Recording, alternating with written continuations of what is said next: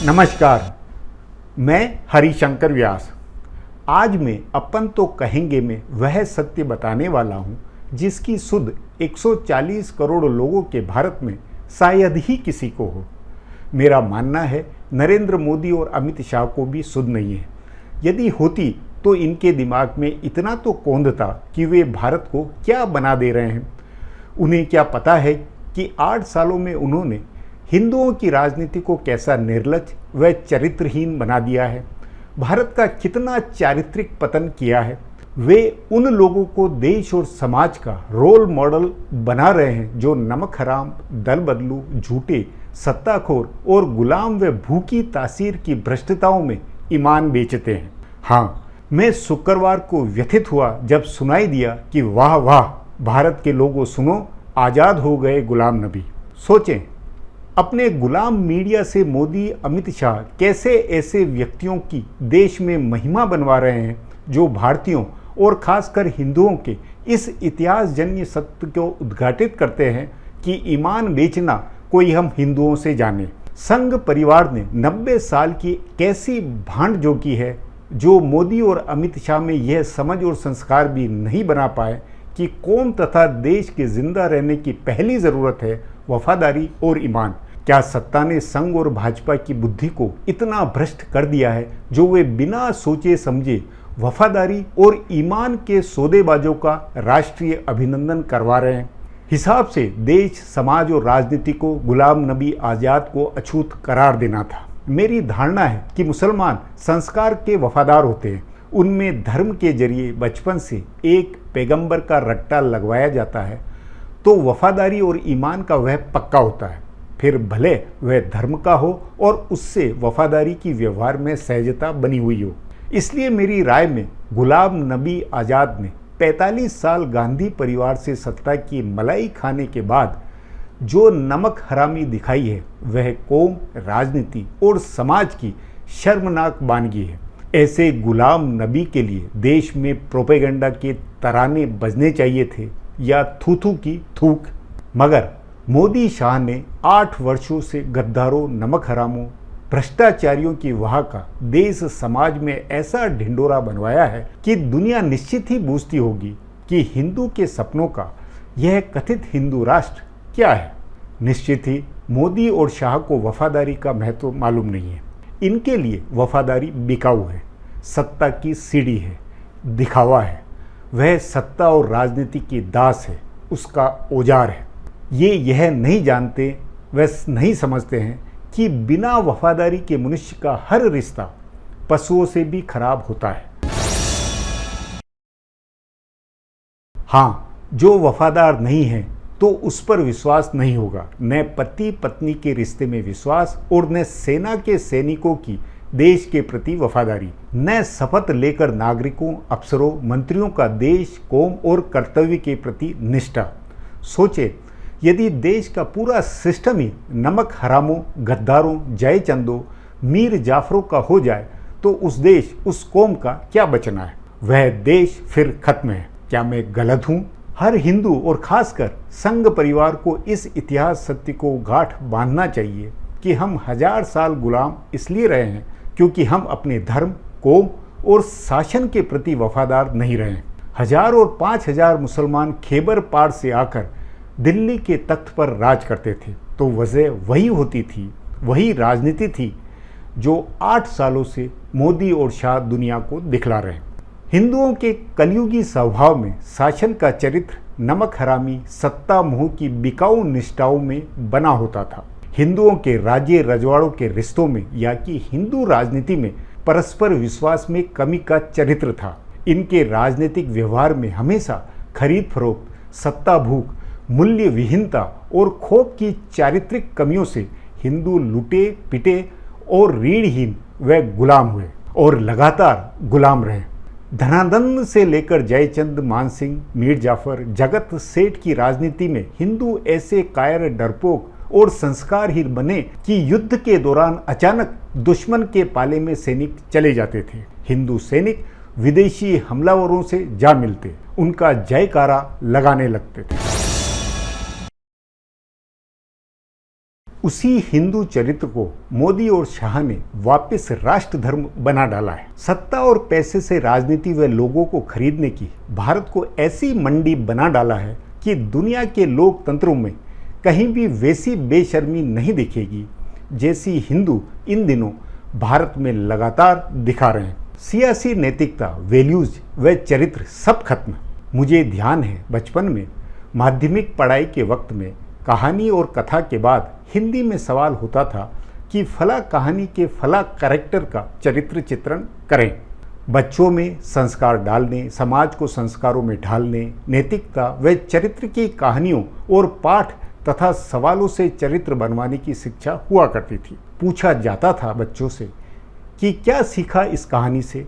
मेरा मानना है आरएसएस के हेडगेवार, गोलवलकर, देवरस, सुदर्शन के स्वयंसेवकों में महाराणा प्रताप व शिवाजी जैसों को इसलिए चरित्रवान बतलाया जाता रहा हुआ क्योंकि वे बिकाऊ नहीं थे। वे मर जाना पसंद करते थे, लेकिन सत्ता के लोभ, विचार, मूल्यों से सौदा करने वाले नहीं थे। तभी मानना गलत नहीं होगा कि वाजपेयी, आडवाणी, जोशी की पीढ़ी के स्वयंसेवक विचार, देश, कौम के लिए वफादारी, निष्ठा के चारित्रिक बल का आग्रह करते हुए थे। ये अपने वक्त में चाल, चेहरे, चरित्र में भाजपा के पार्टी विथ डिफरेंस की बात करते थे। इसका प्रमाण यह भी है कि मोदी, शाह और भागवत के वक्त में संघ ने आडवाणी, जोशी, शांता कुमार जैसे चरित्रवानों के साथ जो भी किया, ये निष्ठावान स्वयंसेवक घर में बैठे रहे लेकिन नमक हरामी नहीं की।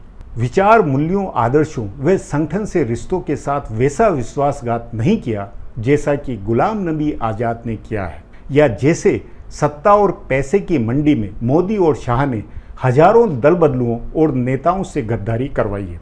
गद्दारों से हिंदू राष्ट्र और उसका कथित गौरव बना रहे हैं, उनका अभिनंदन करा रहे हैं। सोचे, प्रणब मुखर्जी को भारत रत्न देकर महान बतलाना, जबकि सावरकर या हेडगेवार, गोलवलकर को बुला देना।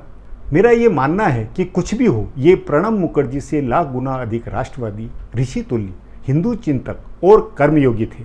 मगर मोदी और शाह क्योंकि खरीद फरोख्त की मंडी में जीने वाले हैं, तो धीरू भाई अंबानी, प्रणब मुखर्जी, गुलाम नबी आज़ाद पद्म पुरस्कार पाएंगे, न कि सावरकर या शांता कुमार। सोचे, प्रधानमंत्री मोदी का संसद में भावुकता से गुलाम नबी का महिमा मंडन करना, फिर उन्हें पद्म भूषण देना, और अब अपने प्रोपेगेंडा मीडिया से उन्हें राष्ट्र व कौम का आदर्श और मानक चरित्रवान बनाना। मुझे मोदी और शाह की हिंदू राजनीति का यह चरित्र चित्रण करते हुए बहुत खेद है, मगर यह इसलिए जरूरी है क्योंकि राजा का आचरण ही कौम और देश के आदर्शों या पतन की शिखा है। गुलाम नबी आज़ाद के मौजूदा प्रसंग जैसे ही मैं तब भी बहुत व्यथित हुआ था जब मैंने अमित शाह द्वारा अपने घर पर कांग्रेस के बुजुर्ग नारायण दत्त तिवारी का स्वागत देखा। तब मैंने लिखा था कि अमित शाह सावरकर के हैं या तिवारी के। अमित शाह अपने ड्राइंग रूम में दीवार पर चाणक्य और सावरकर की फोटो लगाए होते हैं। उनको लेकर यह नैरेटिव चला है कि वे मोदी के चाणक्य हैं। ओह, ये आधुनिक चाणक्य 8 सालों में कितने जयचंद पैदा किए, कितने मीर जाफर, कितने जगत सेठ, कैसा जनता पर बेरहमी से टैक्स के कोड़े मारने वाला, छापे मारने वाला धनानंदी राज बनवाया। इन्होंने दल बदल को हिंदू संस्कार का पुण्य कार्य बना डाला, हर तरह जात पात को खिलाया, राजनीति में सत्य, नैतिकता, वैल्यूज, विचार और चारित्रिक निष्ठाओं को खत्म कर दिया। सोचें, गुलाम नबी आज़ाद से ऐसी चिट्ठी बनवाई कि जो निष्ठा के साथ कांग्रेस में जी रहे हैं, तमाम प्रतिकूल परिस्थितियों के बावजूद भी पार्टी, विचारधारा और लीडरशिप के प्रति निष्ठावान हैं, उन्हें चापलूस करार दे रहे हैं, जबकि नमक हरामी, धोखे और पावर लिप्सा को वे देश के लिए एक अनुकरणीय आचरण करार दे रहे हैं। क्या यह सब चाणक्य ने किया था? क्या चाणक्य का हिंदू राजनीतिक दर्शन यह है कि जम्मू कश्मीर जीतना है तो कभी मुफ्ती मोहम्मद को पटाओ और कभी गुलाम नबी आज़ाद को मीर जाफर बनाकर सूबा जीतो? सवाल यह भी है कि ऐसे जम्मू कश्मीर के चुनाव में यदि हिंदू मुख्यमंत्री बन भी गया तो क्या वह स्थायी जीत होगी? क्या गारंटी है जो गुलाम नबी से भी महबूबा मुफ्ती वाला अनुभव नहीं हो? जब वे कांग्रेस के वफादार नहीं रह सके तो एक पद्म भूषण से संघ परिवार को क्या जीवन भर बिके रहेंगे? इसलिए 8 सालों में जो हुआ है और जो हो रहा है वह हिंदू राजनीतिक दर्शन, तौर तरीकों, विचार और विश्वास तथा चारित्रिक दृढ़ता के राष्ट्रीय चिंतन, राष्ट्रीय चरित्र तथा राजनीतिक चरित्र सभी के साथ धोखा है। कथित हिंदू राष्ट्र की सत्ता आज खरीद फरोख्त की मंडी है। चाणक्य और सावरकर से लेकर संघ प्रमुखों में सुदर्शन तक के आरएसएस के आदर्शवाद, चारित्रिक संस्कारों, नैतिकता, सत्य, वफादारी, कर्तव्य निष्ठा, राष्ट्र निष्ठा का आग्रह इस खरीद मंडी में इंच भर भी नहीं है। एक शब्द है सुचिता। यह शब्द हम हिंदुओं के सनातन धर्म का सत्व तत्व है। संघ परिवार, आडवाणी, डॉक्टर जोशी की पीढ़ी इस शब्द का जनता और कार्यकर्ताओं में रट्टा लगाते थे। सुचिता मतलब सूची, या कि शुद्ध रहना, शुद्ध होने की अवस्था, गुण व भाव, रहन सहन में स्वच्छता, पवित्रता और राजनीति में ईमानदारी, पारदर्शिता तथा निर्दोषता, विचार और उद्देश्यों के प्रति निष्ठा व वफादारी। सुचिता का आग्रह चाणक्य और सावरकर की राजनीति के चरित्र चित्रण से बूझ सकते हैं। हिंदू भले कलयुगी हो गया, लेकिन बावजूद इसके हमारी पुरानी पीढ़ियां राजनीति में पवित्रता, स्वच्छता के गुणों पर जोर देते थे। जबकि आज क्या है? प्रधानमंत्री ने लाल किले से हाल में बताया था कि उनका मिशन राजनीतिक शुद्धता। तब भला दल बदल से चुनी सरकारों को खरीद फरोख्त की मंडी से गिराना तथा पूरी राजनीति को बिकाऊ, सत्ताखोर बना डालना क्या 140 करोड़ हिंदुओं के आचरण, संस्कारों व चारित्रिक आग्रहों में पलीता लगाना नहीं है? 8 वर्षों में नरेंद्र मोदी ने भारत को क्या बना दिया है? उन्होंने स्वच्छता अभियान का सड़क पर झाड़ू तो लगाया, लेकिन देश की राजनीति को गंदगी और बदबू का शौचालय बना डाला है। क्या मैं गलत हूँ? हर हिंदू को और संघ के हर स्वयंसेवक को या हर सुबह चाणक्य की उक्तियाँ भेजने वाले भक्तों को दिल पर हाथ रखकर सोचना चाहिए कि मोदी और शाह के हिंदू राष्ट्र का यह कैसा आदर्शवाद है जो गुलाम नबी के अभिनंदन के नगाड़े बज रहे हैं। यह क्या है जो एक नमक हराम परम पूजनीय है। यह क्या जो दल बदलू, भ्रष्ट तथा सत्ता लालचों से राष्ट्र का निर्माण माना जा रहा है। शपथ के विपरीत आचरण और केवल एक पोस्टिंग के लालच में बिकाऊ तथा भ्रष्ट अफसरों की छापेमारी को देश की ईमानदारी बताई जा रही है। और विरोधियों को खत्म करना राष्ट्र कल्याण है। इतना ही नहीं, अपने ही नागरिकों को पाकिस्तानी करार देना, उन्हें देशद्रोही करार देना और लोगों को सड़कों पर गृह युद्ध के लिए उकसाना देशभक्ति और राष्ट्रधर्म बना है। उफ, सचमुच सोचिए। सब्सक्राइबर बटन को ज़रूर दबाएं, वहाँ जो घंटी है उसे भी दबाएं, ताकि नया एपिसोड अपलोड होते ही आपको सूचना मिले।